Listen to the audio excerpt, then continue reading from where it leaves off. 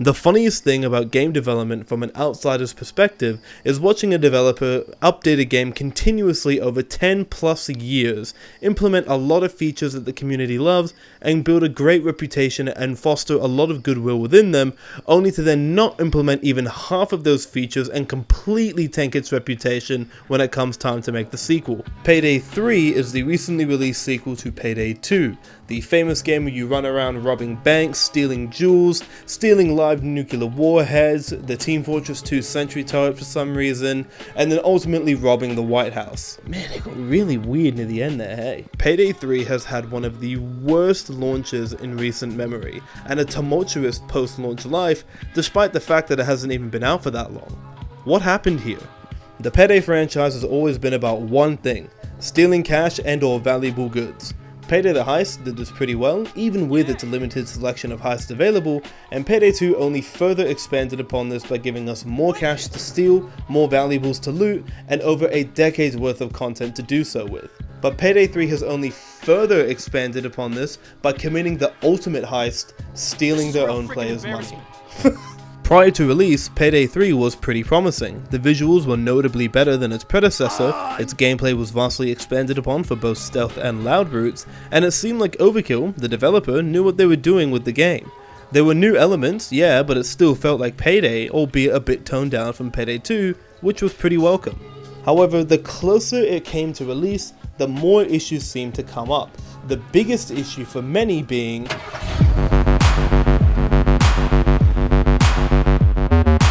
on July 14th, just over 2 months before release, Almir Listo, global brand director and now community punching bag, suggests that you must always be connected to the internet in order to play Payday 3. You can still play by yourself, but no matter what, you must be connected to the internet in order to play. This is a monumentally bad idea. Sure, Payday 3 is a multiplayer focused game, but that doesn't mean the single player aspects need to be tied to your internet connection either. This makes players at the mercy of their ISP. Some people just don't have good internet, not due to any fault of their own. But even if they do have good connection, they're then at the mercy of the server maintaining the stress load of thousands of other players trying to connect to it to play the game. Foreshadowing is a narrative device in which the storyteller gives an advanced hint as to what is to come later in the story. This is even more baffling when you remember that some heists in the Payday franchise can go on for a really fucking long time. Some heists can go on for like half an hour or so. If you do it in stealth, it's obviously going to take more time, and some heists can just go on indefinitely. So the decision to go always online directly affects gameplay, as if mid-heist your connection drops out, anything you've done during that heist is effectively lost. It's a weird decision to make, and it's weird to only really reveal it so close to release. It almost kind of feels like they were trying to hide it because they knew it wouldn't go down well. Players were rightly concerned about this, as during one of Almir's streams, a viewer asked Almir what would happen if the servers went down. To which Almir responded, Mr. Dr. Pepper says, since the game is online only, what happens if the servers go down? Well, they won't, is my answer. Hopefully. This all came to a head on September 8th with the open beta, where players were let loose into Payday 3 to stress test the servers to see if they could handle the load. In short, they didn't. they just completely fucking shit themselves. I tried to play the open beta, keyword tried, I could barely get into a lobby, and the one time I did get into a lobby, I immediately got disconnected. Okay, so it wasn't looking good. It wasn't looking good at all. But it was a beta, and it was a stress test to see if the servers could handle the load. Surely, they would make improvements to the infrastructure before the game released in around 10 days.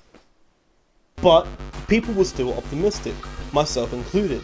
From what I saw, Payday 3 looked like it was shaping up to be a really fun game, as long as the servers could handle it. Foreshadowing is a narrative device. Payday 3's launch was disastrous, to say the least. It was just frustration after frustration after frustration, Not only were players forced to create a Nebula Starbreeze account, which, people, myself included, already fucking hate doing this, making an account on a service that I don't care about to play one fucking game, but then as soon as they created their account and managed to open the game, they were met with connection error after connection error endlessly. People were not able to play the game because the servers just fucking snapped. It was immediately obvious that Overkill and Starbreeze were not prepared for this launch and completely fucked it. You only get one game launch, and fucking it up this bad, where your player base, excited to hop in, rob banks and steal valuable goods, can't even get to the main fucking menu. Starbreeze then came out and pinned the server issues on the third-party partner. They say that the matchmaking software encountered an unforeseen error.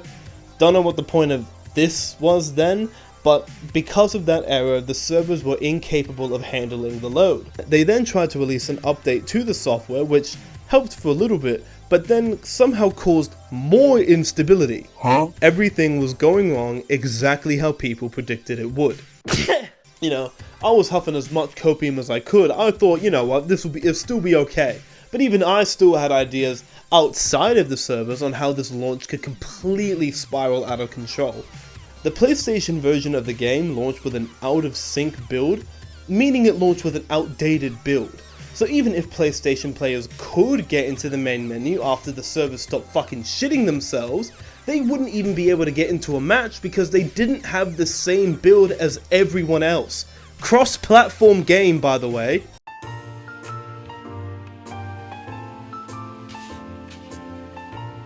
So they were double fucked. But not to mention the fact that those who got the collector's edition on PS5 did not receive their in-game cosmetics for it.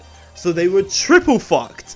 It was an insane amount of incompetence from both Starbreeze and Overkill, as well as maybe a bit of arrogance as well. Starbreeze and Overkill have never attempted something of this magnitude before, and to think that it would just all go smoothly is kind of ignorant. And so the servers finally work, but now that people can actually play the game, people are finding issues with the gameplay itself.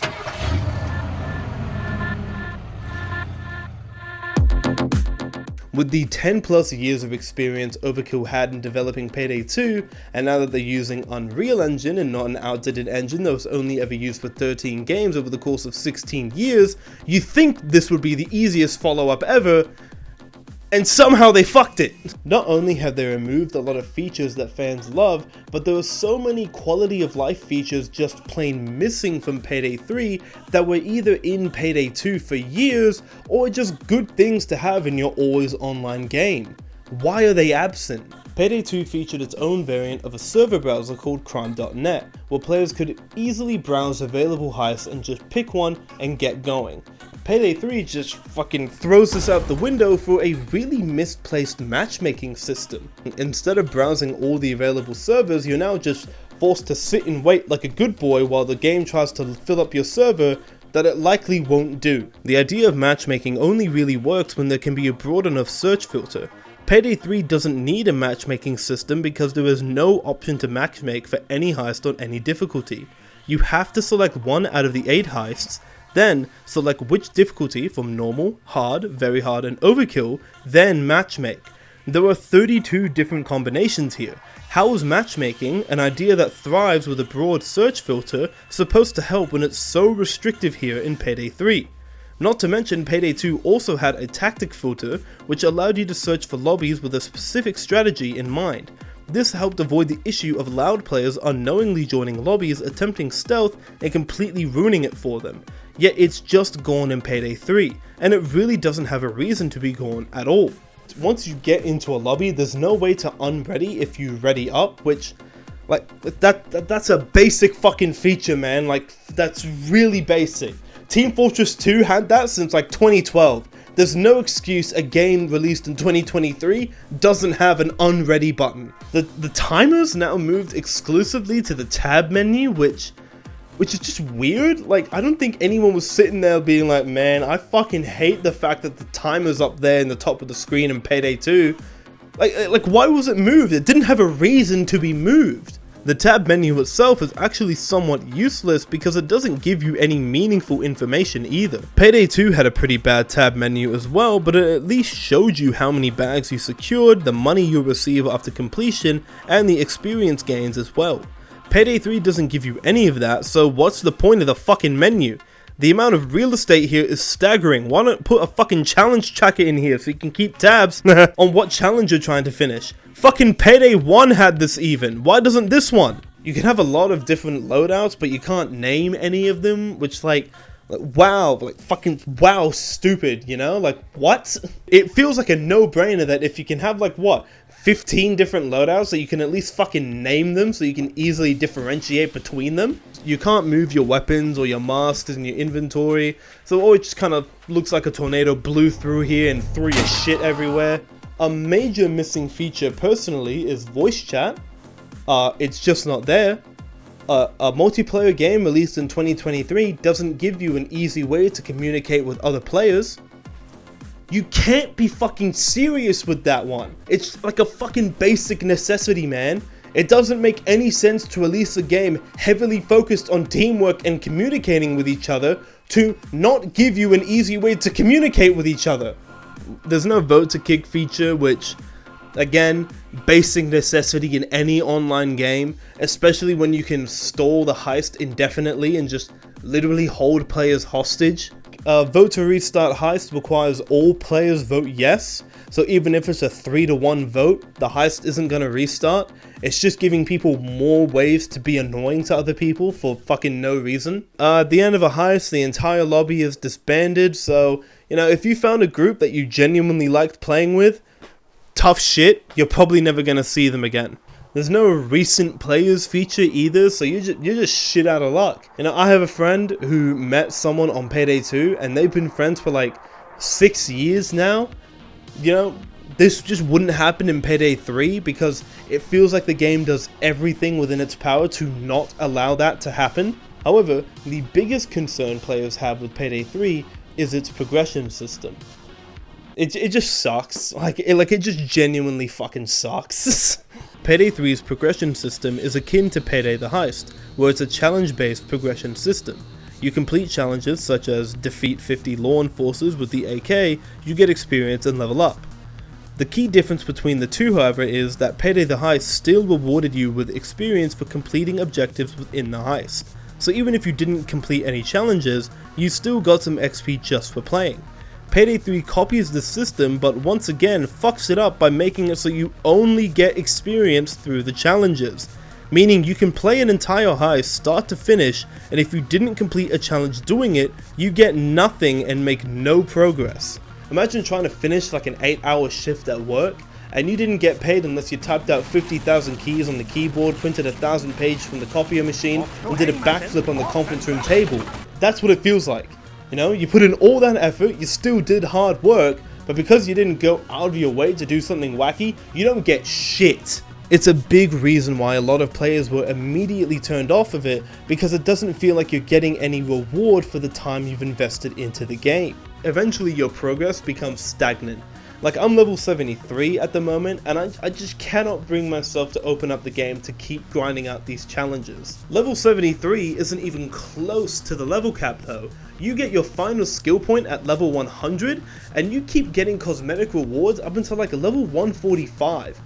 I cannot fathom sitting there and grinding out these stupid fuck ass challenges till level 145 for a paint scheme or some shit. I don't care. So many of the decisions in Payday 3 are misguided, it's almost as if it wasn't even made by the same people who did Payday 2. You know, don't get me wrong, the gameplay of Payday 3 is really solid, but everything else surrounding it is just such a major downgrade. It is blisteringly obvious that Overkill needed way more time to cook, and this cannot be more apparent with the post-launch life the game has had. Or lack thereof.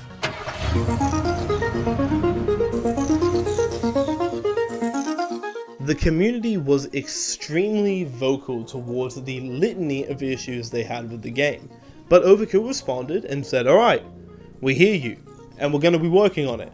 Mid-October, we're going to be releasing a bug fix patch first, and then a second patch later on that's going to add all the quality of life updates you guys want. As well as that, we're going to be looking at the other things you guys don't like the progression system, and seeing how we can make that more engaging. And the community was pretty satisfied with that. All they had to do now was sit until mid-October for the bug fix patch, and then later on for the quality of life patch, and it was all going to be good. PlayStation players were especially keen because this mid-October patch was meant to finally grant them the collector's edition in-game items they should have had on release. Surely, the ball wouldn't be dropped on this really important patch. Mid-October came and went, and there was no patch to speak of. It was just getting fucking sad at this point, man. Like, shit. Already disappointed by the shoddy release, now they had to deal with this bug patch being delayed with no real explanation as to why, and the community was really reaching its tipping point now. Overkill came out and said that they were sorry for the delay, and that the certification process for console updates is what was dragging them behind, as well as a severe bug that would wipe your save data if you updated. I am so glad that they caught that before they released the update, because could you imagine the near nuclear levels of frustration and anger that would have been unleashed if that happened. So bottom line, they said they released an update in mid-October came and went, no patch came out, and they had to come out and say, yeah, it didn't come out because, we don't know how to work with consoles because we're just used to pushing out fucking a million updates a minute on Steam, and also there was a bug that wiped your entire save progress. But we fixed it now, and it's coming out soon. God! Okay, so the bug fix patch finally comes out, and it's fine. It's not really too much, just a bug fix patch. I wasn't expecting a new heister or a new gun or anything like that, but there's nothing really in there that makes me want to jump back into the game, The time it took for this update to come out doesn't really give me a lot of hope for the future updates to have actual content within them. And despite them saying that the update pipeline is fixed, which was the save data wiping, doesn't really give me a lot of hope for it. At least the next update they're planning to do, which is the quality of life update, does seem pretty promising, they're going to change how the progression works a little bit, they're going to give you experience at the end of a heist just for playing it, which, you had that in the first game, like over a decade ago. I don't know why you just couldn't fucking do it again, but, you got there in the end. Fan favorite character Locke is returning. If you didn't play Payday 2 at all, and just picked up Payday 3 because it looked cool, you have no idea who the fuck this guy is, so that doesn't matter to you. Cook-Off and Murky Water Station are returning from Payday 2, which, already rehashing old heists, this early on. If it's easy, that's cool, but, I was kind of just hoping for something new first.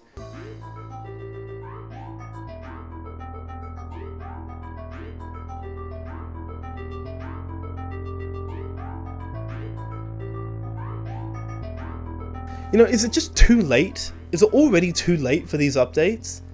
The damage has already been done. The reputation is scarred. I don't know, I'll play it, but I don't know if it could undo the damage that was done by launch day. I'm not a game developer, I can only imagine how fucking difficult this shit would have been behind the scenes, but effectively a day one patch coming out over a month later is just disappointing. And I think that's really a perfect way to kind of summarize Payday 3. Disappointing. Payday 3 had everything lined up for it. A dedicated fan base excited for the sequel with genuine major improvements to the gameplay for both stealth and loud players, and a less cartoony approach to a bank robbing simulator than what became of Payday 2. But with awful decision making and genuine ineptitude on both Starbreeze and Overkill's part, Payday 3 has had a severe dip in player count on Steam, and it isn't too far of a stretch to say that this has happened on other platforms as well. First impressions are everything, and like I said earlier, you only get one chance to launch your game and one chance to get it right. If you fuck it up, you have way more work to do than what you bargained for. Overkill now not only has to fix the game into a state where the player base is happy with it, but also put the work in to repair their reputation. All that goodwill earned over the years with Payday 2 shattered pretty much in an instant on launch day.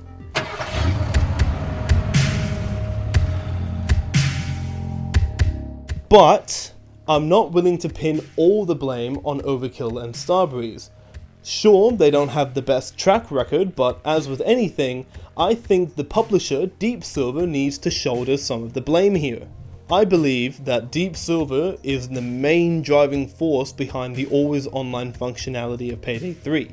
I refuse to believe that Overkill, with over 10 years of experience in developing Payday 2 content and understanding what the community likes, made the tone-deaf decision to remove the offline functionality when a lot of people used it. Being always online is meant to prevent people from using DLC unlockers, which grant them access to paid content without actually paying for it. It was a huge thing in Payday 2, and I don't think Deep Silver wanted a revenue stream affected by piracy. It is all about the money with these publishers, and I can't even blame them. You know, of course you want a positive return on investment, but the problem is they want to implement features that protect their revenue, but also directly harm the user experience as well. Deep Silver likely approached Overkill and said you have to make the game always online, and Overkill, not really in any position to push back on that, scrambled to implement it. Matchmaking was the only solution they could come up with, and they scrambled to implement it to appease Deep Silver's wishes, and you know what happened after that. The theory that I have is given further evidence as deep in the game files there is a cut Crime.net-esque heist selection screen. If the idea and almost fully finished idea for Crime.net 2.0 is in the game files, why did it not make it into the final release if not for an abrupt change that needed to be made? As I've said, the gameplay of Payday 3 is actually quite good. It's a lot of fun and I've genuinely enjoyed it. But it's brought down by its always online functionality, its weird and misguided design decisions, and its straight up missing features that make it hard to want to play the game. You know, sure, the gameplay is fun, but if everything surrounding the gameplay is just a total fucking headache, why bother? I really hope that Overkill can turn it around this time, as it's really clear that they are very proud of this game. I just feel that Overkill's luck with turning a bad situation into a good one might just be running out.